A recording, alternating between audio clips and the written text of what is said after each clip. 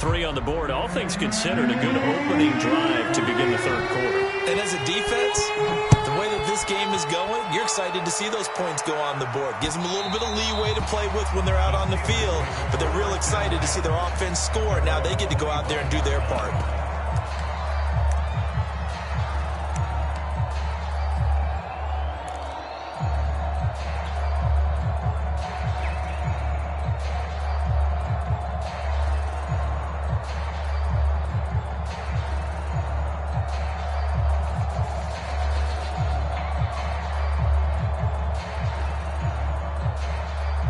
The Pittsburgh offense at the line to start their next drive. And their deficit a little wider now than it was at halftime following the field goal a moment ago. But the goal is still the same because you know they want to come out, establish a rhythm in the second half, and get going. Make no mistake about it, though. Kicking field goals, not in their game plan. They need to get the ball in the end zone. He's going to float this one deep right side. And that's going to wind up incomplete. However, we do have a flag down. Let's check in with our referee.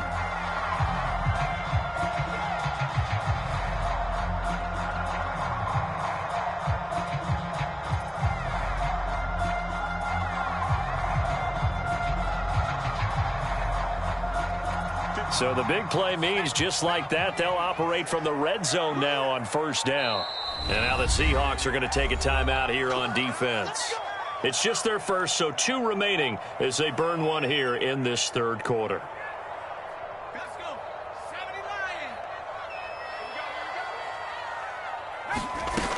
This is Harris. And he'll be stopped after a gain of only a couple down to the 15-yard line. Now, that's a mountain of a man that just made that stop, isn't it? But he's more than that. This guy's nimble and quick. More than a space eater, he just made a great play there.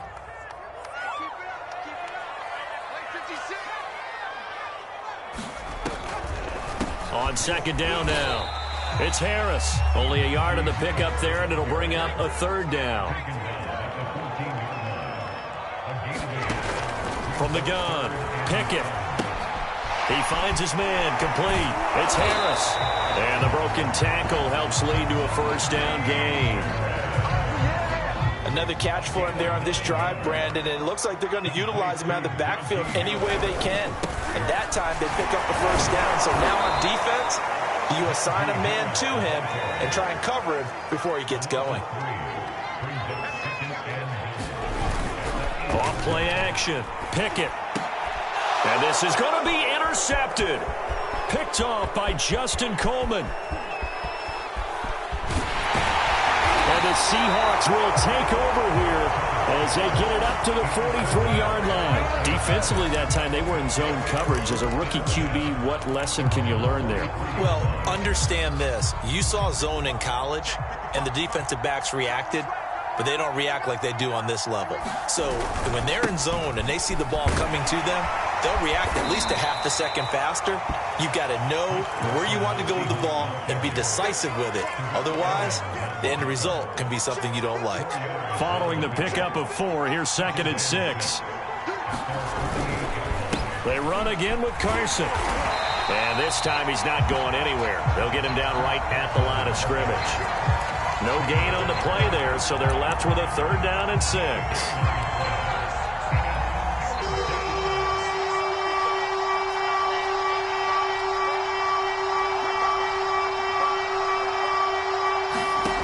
Here's Locke to throw. And that's going to be caught. Dwayne Eskridge. And he's going to get this one down to the edge of the red zone. A big play that time through the air. 33 yards. Into the red zone, it's Locke.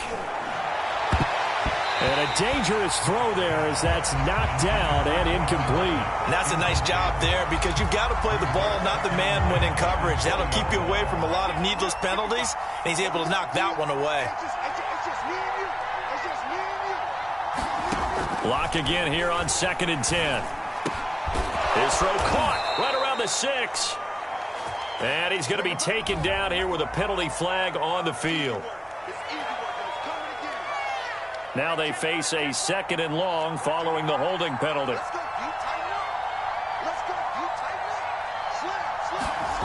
To throw in his lock. Catch is made by Metcalf. Touchdown! DK Metcalf with his second touchdown of the game and 5th on the year. And the Seahawks are able to extend their lead in the final seconds of this third quarter. The Seahawks offense staying put out on the field. They're going to go for 2. It'll be Carson. They run for it. And he is not going to get in there. He stops short of the goal line, and the lead is going to stay right where it is. 1 quarter remains here on a Sunday night. We'll return with more after this. This is the NFL, and it's on EA Sports. This one taken just inside the 10. And a good effort on the return there. Gets him across the 30, up to the 33.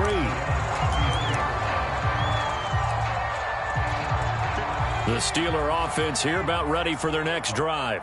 And they unfortunately are staring at a mini losing streak developing, trailing here in the 4th quarter. This would be their 3rd straight defeat. And for a 3rd time tonight, he's intercepted. Picked off by Quandre Diggs. And the return this time will go out to the 42-yard line. Certainly not what he was hoping for, Charles. That's now 3 interceptions in this ball game. But there's a lot of knowledge to be gleaned every time you throw an interception if you do things the right way. And hasn't there been a pretty darn good quarterback along the way who threw a lot of interceptions early, learned from them, and became great later? Who would that be? That'd be one Peyton Manning. Threw 28 his rookie year. That's the NFL record. How'd things turn out for him? I think okay. He's a guy in all the commercials now, right? Yeah, I think he's doing okay. They'll run on 1st down. Carson. They find some open field here. And they do get him down, but not before he's able to slip it inside the 5-yard line.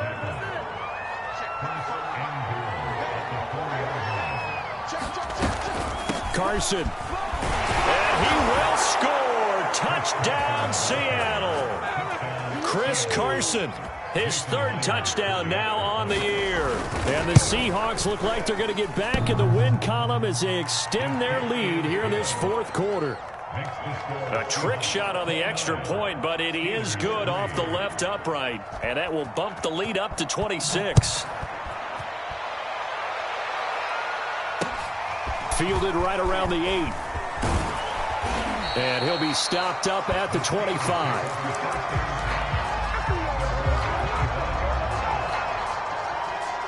The Pittsburgh offense at the line to start their next drive. And just looking ahead, it would appear that that bye week is coming at the right time. They'll have 2 weeks to chew on this one, though probably not one that they want to chew on. A poor performance from start to finish.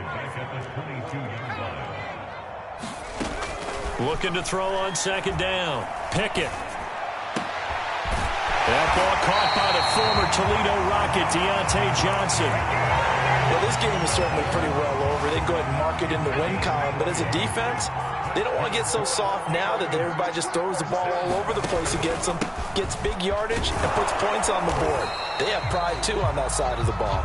And he can only manage to get a couple. 2nd and 8 coming up. They know that old expression, it's not my night. It hasn't been his so far. I don't know if the legs are a little bit heavy. Sometimes having to hang out all day and play doesn't exactly play to your advantage, but it's been a tough go for him. Every time he looks up, somebody's there defensively. That was the same case on that play. So from Seahawk territory now, it's 1st and 10 at the 48-yard. Nowhere to go here. He lost the football, and the Seahawks have picked it up. And they are going to set up shop at the 40-yard line. A little careless with the football, and he also had a fumble loss last week, didn't he? He certainly did, and when I'm watching him play, the one thing that comes to mind is always remember, traffic, turbulence, people around you, 2 hands. Get 2 hands on the ball. Grip it tight. I know it looks cool to have it in one hand, but put it away, tuck it away, because you've got to take care of the ball. Historically, this is such a tough, loud venue, but you can hear a pin drop right now. A lot of fans long gone, not used to seeing a lopsided score like this. And he's got this down almost to the 20 before he's dropped. 127 yards on the ground for him now as he has gotten better, really, as the night's gone on. On first down, it's Carson, and he's going to take this ahead for right around 3 yards, but no more than that. Second down. 3 yards on that last carry. Here's 2nd and 7. They'll try and run some clock here as they keep it on the ground. And he'll take this down for about 4 yards, down to the 15.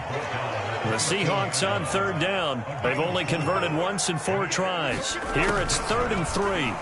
He's going to be sacked back at the 23-yard line. T.J. Watt, he's the one to get him, and that is sack number 7 for him on the year. And he missed it. It's no good. And this score will stay right where it is. Well, they can probably live with that with this late lead in the 4th quarter. That's one of the few things that's gone wrong. You're exactly right. This one was well in hand. That kick there was more for cosmetics, to add to their score. Not getting it, that shouldn't harm them at all. He's going to loft one deep left side here. And we are inside of 2 minutes left in this lopsided affair. And it is incomplete. Good positioning there downfield to break that one up. And 2nd and 10, he'll look to throw again. And he comes back with one complete. Room here to run. And into the end zone. Touchdown, Pittsburgh. A big play there. His 2nd touchdown on the season. And the Steelers are finally into the end zone here in this 4th quarter. And he'll get in, and they're going to draw themselves 2 points closer. So they go with a pass there on the 2-point try and able to convert it, Charles. And a good job by the offense figuring out their 2-point play and using it well. It's interesting how people are using the strategy nowadays, though, isn't it? It really is, and I don't know how much that particular play factored in, but with the PAT moving back in 15-16, that kind of changed things, didn't it? It's really a part of everyone's strategy now. When I talk with coaches and when we sit with them, they always talk about they actually have 2-point periods in practice now, something they never really did before. Well, 4th quarter, they felt like they needed the football back. Unfortunately, they couldn't get it. And I know we brought analytics into the game, and someone has said here that the data says that when a team's expecting an onside kick, 80% of the time, the team expecting it, they do actually recover the ball, which is what we saw here. I just wonder if that number is much more of a anecdotal type of a number. Kind of like when the coaches tell us, well, when you score on special teams, 93% of the time you win the game. I'm still waiting to see that number is empirical. Give him 6 yards on the carry. It's going to be 3rd and 3 now. I think we can safely say that those types of plays are the backbone of this offense. We know not every run's going to be a big hitter, but they'll take that type of result on each and every attempt.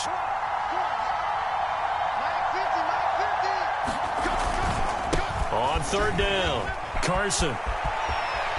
Oh, he's got a little daylight. And he is in for the Seattle touchdown.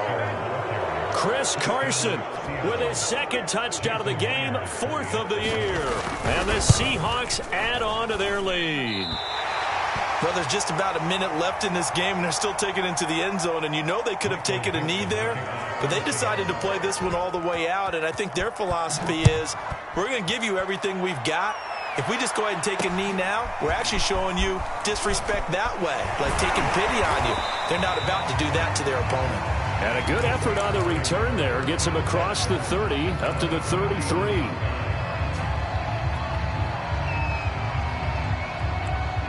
The Steeler offense here about ready for their next drive. Let's just be frank. They're playing for pride at this point. That's all that's left, because victory, not a chance now.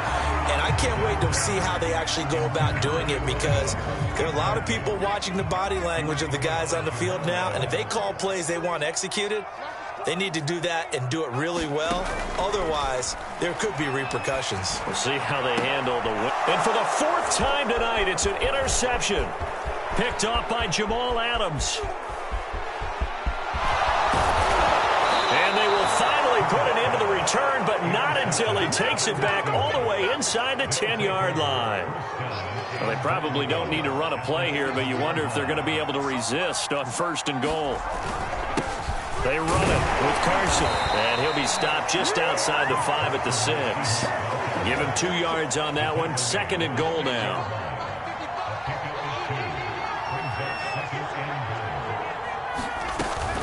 They'll keep it on the ground.